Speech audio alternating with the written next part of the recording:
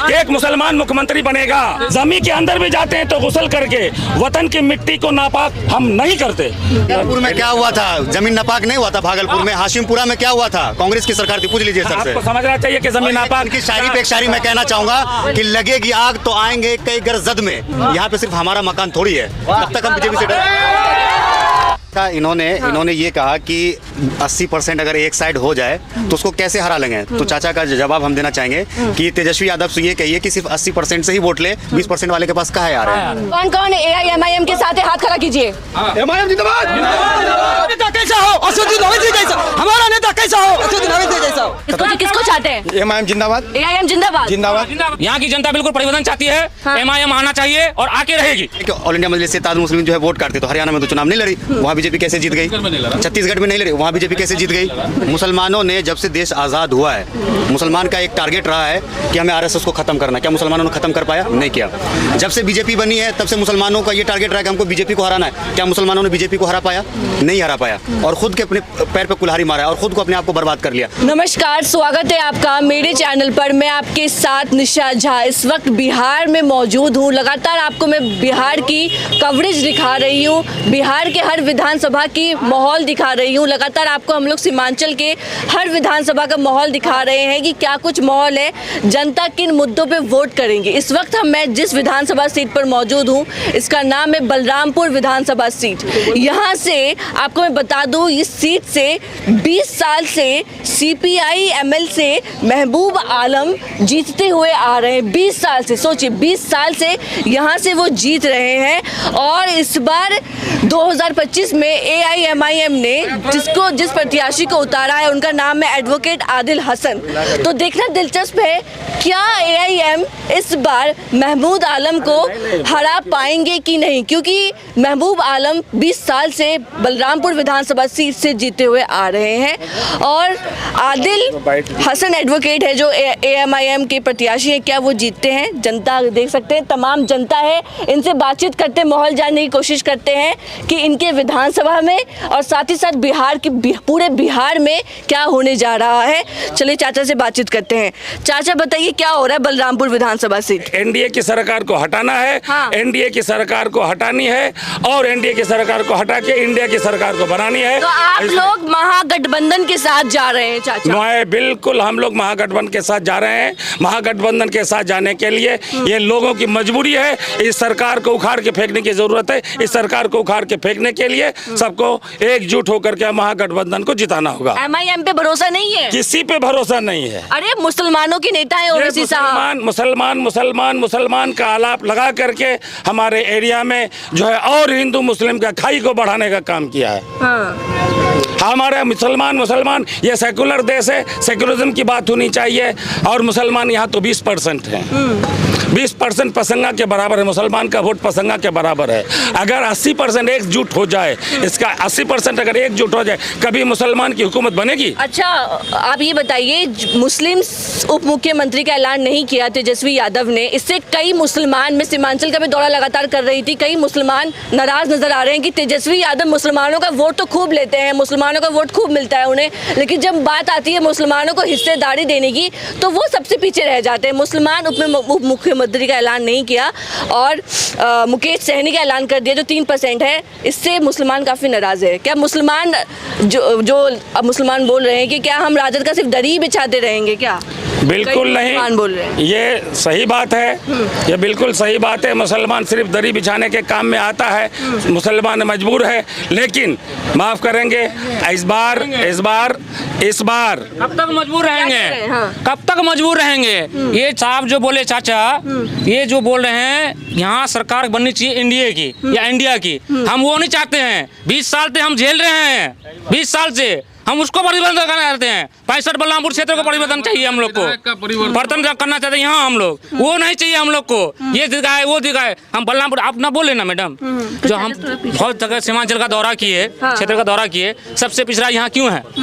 क्योंकि हमारे नेता महबूब आलम थे, 20 साल से जीते हुए हैं, इसलिए पिछड़ा हुआ है, उसके अलावा कुछ नहीं है। परिवर्तन होगा, यहीं से परिवर्तन होगा, चालू होगा, तब चलेगा। ये फिर चाहते हो? MIM जिंदाबाद, AIM MIM जिंदाबाद। क्या कारण है कि आप लोग ओवैसी साहब की तरफ जा रहे हैं? ओवैसी साहब ने ऐसा आप लोगों के लिए क्या किया जिससे आप लोग ओवैसी साहब से प्रभावित हो रहे हो, ओवैसी साहब को चाहते हो? मुसलमानों का कोई भी मुद्दा हो, हाँ। अभी मैंने देखा कि लोकसभा हो, कैमरे पे भैया, चाहे कोई भी नेशनल इशू पे बात हो, ओवैसी साहब के अलावा कोई भी मुस्लिम के बारे में बात नहीं कर रहा है। तो हम लोग चाह रहे हैं कि इस बार वर्तमान विधायक का विदाई हो और नया विधायक हम लोग का बने MIM से। हम लोग MIM के साथ एडवोकेट में। आदिल हसन को चाहते जी हैं? जी जी जी, पार्टी जिनको भी टिकट दिया है हम लोगों के साथ में है। तो ओवैसी साहब के साथ ही जा रहे हैं आप? जी जी ओवैसी जी, OBC के साथ ही हम लोग, पूरा OBC के साथ ही हैं। ओवैसी साहब के साथ ही जाएंगे? जी बिल्कुल बिल्कुल, यहाँ की जनता बिल्कुल परिवर्तन चाहती है। हाँ। MIM आना चाहिए और आके रहेगी। AIM पे तो आरोप लगता है कि बीजेपी की बी टीम है, वोट काट देती है, कहने वाले को कहते हैं, बीजेपी का फायदा पहुंचाती है। ये गलत बात है जो कहते हैं ना। महागठबंधन में क्यों नहीं लिया उसको? ये लोग तो गए थे महागठबंधन के पास कि हम लोग की 6 सीट दे दीजिए, क्यों नहीं लिया? तो राजद खुद नहीं चाह रहा है महागठबंधन की हम लोग सरकार बनाए। 13 सीट पे आमने सामने लड़ रहा है महागठबंधन, माले वर्सेस कांग्रेस लड़ रहा है, कहीं पे RJD वर्सेस कांग्रेस लड़ रहा है। तो थोड़ा सा इस पर भी जनता को सोचना चाहिए। भाई साहब, आप भी आहत है क्या कि तेजस्वी यादव ने मुस्लिम उप मुख्यमंत्री का ऐलान नहीं किया? आप लोग भी नाराज है क्या? तेजस्वी यादव का समीकरण ही है कि MY का समीकरण, वो कभी नहीं चाहता है कि बिहार में कोई मुस्लिम पार्टी उभरे, मुस्लिमों का बात करे, क्योंकि उसका राजनीति ही MY समीकरण पर टिका हुआ है। अगर सीमांचल में कोई मुस्लिम पार्टी उभरेगा तो फिर RJD से वोट बैंक खिसक जाएगा मुसलमान का, इसलिए वो लोग खुद नहीं चाहता है कि कोई मुसलमान आगे बढ़े, कोई नेता बने मुसलमान। आपने बोला कि ओवैसी साहब बीजेपी का बी टीम है, किसने कहा कि उस बीजेपी में? जिस स्टेट में ओवैसी साहब ने इलेक्शन नहीं लड़ता है, जिसमें महागठबंधन जीतता है या ऑपोजिशन पार्टी जीतता है, उसका जिम्मेदार कौन? ओवैसी साहब है क्या?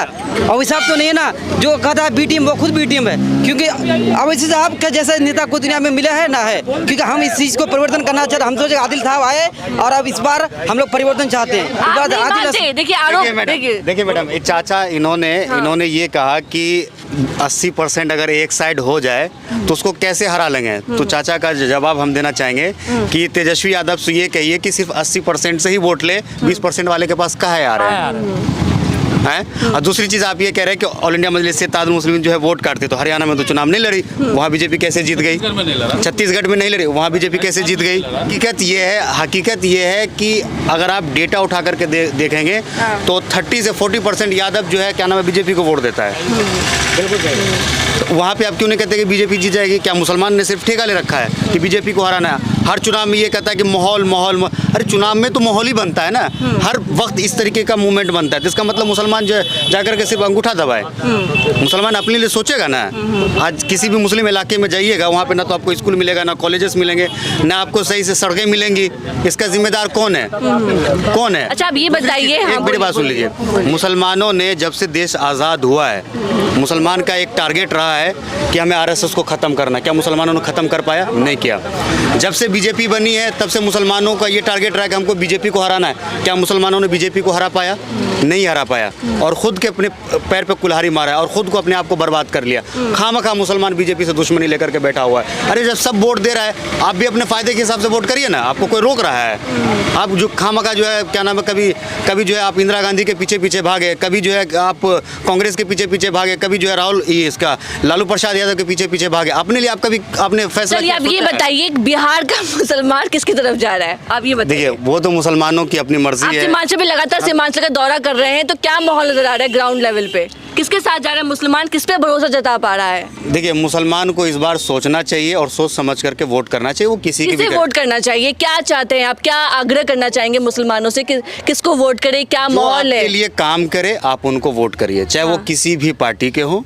अगर वो बीजेपी का तो आप बीजेपी कर दीजिए, अगर वो क्या नाम है महागठबंधन का है तो महागठबंधन कर दे, अगर वो लग रहा है कि MIM को तो MIM को कर दीजिए। MIM का क्या माहौल नजर आ रहा है? MIM का क्या माहौल नजर आ रहा है? ठीक है, सीमांचल में तो आप भी दौरा कर कह रहे हैं कि मुसलमान हमेशा से राजद का दरी बिछाता होगा जो क्या माहौल चल रहा है। आपको तो ज्यादा पता होगा जो क्या माहौल चल रहा है। हाँ। हम लोगों से ज्यादा पता आपको होगा, क्योंकि आप जो घूम रही हैं। हाँ। और आप देख रहे हैं क्या माहौल होगा। ओवैसी साहब जो कह रहे हैं कि कब तक मुसलमान राजद का दरी बिछाएगा, इस पे क्या कहना है आपका? ये तो हम भी कह रहे हैं, मुसलमान कब तक गुलामी बिछाएंगे दरी आप लोग? अब मुझे नहीं लगता है कि नहीं बिछाना चाहिए। इस बार हम लोग दरी बिछाने का काम नहीं करेंगे। इस बार हम लोग सत्ता को उखाड़ के फेंक देंगे और इस समाज जो पीछे एरिया है, इस उसमें हम लोग विकास करेंगे और विकास के नाम से हम लोग वोट देंगे और हम लोग इस बार फुल समर्थन ओवैसी का साफ समर्थन करेंगे और हम लोग ओवैसी को अपना वोट देंगे और उस पर भरोसा जताएंगे। इस बार वाले को उप मुख्यमंत्री बनाया जा रहा है बिहार में, मुकेश सहनी जी को, तो क्यों नहीं आरजेडी घोषणा किया, महागठबंधन घोषणा किया, क्यों नहीं घोषणा किया कि उप मुख्यमंत्री बनाएंगे हम लोग? ये तो घोषणा होना चाहिए।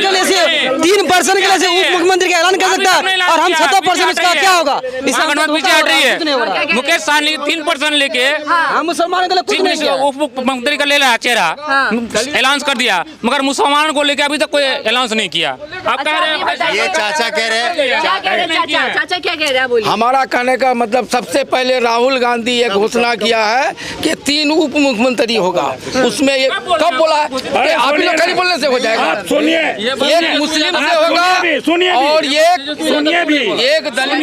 ये बात तेजस्वी यादव बोलता ना, ये बात तेजस्वी यादव क्यों नहीं बोला है कि एक मुसलमान मुख्यमंत्री बनेगा, नाम अनाउंस नहीं किया कह है। रहे कि नाम क्यों नहीं ऐलान किया? कौन जीतेगा, कौन हारेगा? जो जीतेगा उसके बाद नाम अनाउंस करेगा। कोई बयान नहीं है तेजस्वी यादव का डिप्टी सीएम के मामले में मुसलमान के कोई बयान नहीं है। ईबीसी और एक ये होगा। मुकेश सहनी का नाम बोला है तेजस्वी यादव ने, मुसलमान से नहीं बोला है कि उप मुख्यमंत्री बनाया जाएगा। मेरा कहना है कि हिंदू मुस्लिम पार्टी ये वो कोई चीज से मतलब नहीं है, हमको विकास से मतलब है और इस बार बदलाव होना जरूरी है। महबूब को हम लोग पसंद नहीं करते हैं। बात किसको चाहते हैं? एमआईएम जिंदाबाद, AIM जिंदाबाद। जिंदाबाद। जिंदाबाद जिंदाबाद। अरे वो तो बीजेपी की बी टीम है। बीजेपी हो चाहे कोई हो, बीजेपी मेरे लिए खराब है क्या? नहीं है, हम बीजेपी को वोट देंगे मगर महबूब को वोट नहीं देंगे। वक्त बता देगा, आने वाला वक्त बता देगा जो कौन जीत रहा है। आप लोग हवा बेहतर जानते हैं। 11 तारीख के बाद 14 तारीख को जब काउंटिंग होगी, सबको रिजल्ट सबके सामने होगा जो होने क्या जा रहा है, आईना सामने आ जाएगा। उसके पहले कोई कुछ नहीं कह सकता है। हम लोग किसी को भी वोट दें, जीत तो उसी का होगा। किसका? एनडीए का जीत होगा। एनडीए का? बीजेपी पूरा एनडीए? हाँ, वोट चोरी करके जीतेगा। अच्छा, वोट चोरी करके जीत जाएगा। बस। देश का सवाल है, क्या ओवैसी साहब लगातार कह रहे हैं कि हम उप मुख्यमंत्री क्या, हम तो मुस्लिम सीएम चाहते हैं। क्या आप चाहते हैं मुस्लिम सीएम? बिल्कुल देखिए, चाहते हैं जी बिल्कुल, इस बात से सहमत है। सबको हम लोग का हक मिलना चाहिए। मुसलमान का 18% आबादी है, राजद से ज्यादा आबादी है, 18% मुस्लिम का आबादी है और यादव का 14% आबादी है। हम लोग को बिल्कुल अपना नेता चाहिए। मुस्लिम सीएम चाहते हैं? जी, बिल्कुल चाहिए। ओवैसी साहब कह रहे हैं कि अब्दुल्ला का, आजम का बेटा क्यों नहीं बन सकता दिल्ली बिहार का मुख्यमंत्री? जी बिल्कुल बनना चाहिए। जब 2% मल्लाह का बेटा जब मुकेश सहनी जब उप मुख्यमंत्री बन सकता है तो हम 70% होकर मुख्यमंत्री क्यों नहीं बन सकती? ये भी तो मेरा दावा है, ये भी तो हमारा। हम क्यों नहीं बन सकते? हम जरूर बन सकते हैं। हम एमआईएम के साथ जा रहे हैं। हम एमआईएम के साथ जा रहे हैं। बस महागठबंधन। किसके साथ जा रहे हैं? अभी देखिए आने वाले समय में आप बता नहीं रहे। किसके साथ जा रहे हैं? सुनिए, जो अपना जो है 1200 से इतना किसके साथ जा रहे हैं आप? हम एमआईएम का साथ जा रहे हैं। किसके साथ जा रहे हैं? एमआईएम। किसके साथ जा रहे हैं? किसके साथ जा रहे हैं? ठीक है, आप किसके साथ जा रहे हैं? ओवैसी साहब के साथ। ओवैसी साहब। हाँ, ओवैसी साहब। किसके साथ जा रहे हैं चाचा? महागठबंधन। महागठबंधन। कौन कौन AIMIM के साथ है? हाथ खड़ा कीजिए। एमआईएम जिंदाबाद, मजलिस इत्तेहाद इस्लामी जिंदाबाद, एमआईएम जिंदाबाद, असदुद्दीन ओवैसी जिंदाबाद। कौन नेता कैसा हो? असदुद्दीन ओवैसी जैसा। हमारा नेता कैसा हो? असदुद्दीन ओवैसी जैसा हो। कौन कौन महागठबंधन के साथ है? हाथ खड़ा कीजिए। महागठबंधन के साथ कौन कौन है? चाचा आप तो थे। महागठबंधन का तो हम है हैं। मैं खुद कांग्रेस पार्टी से चुनाव लड़ चुका हूं। अच्छा। 2010 में विधानसभा का।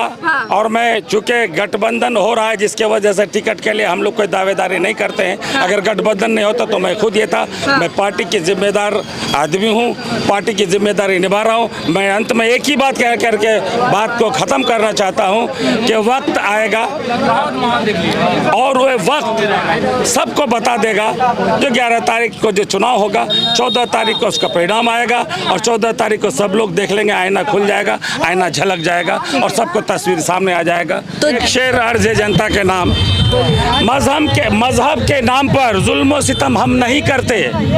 मजहब के नाम पर जुल्म सितम हम नहीं करते। वफा की आड़ में सियासत हम नहीं करते। दूसरा है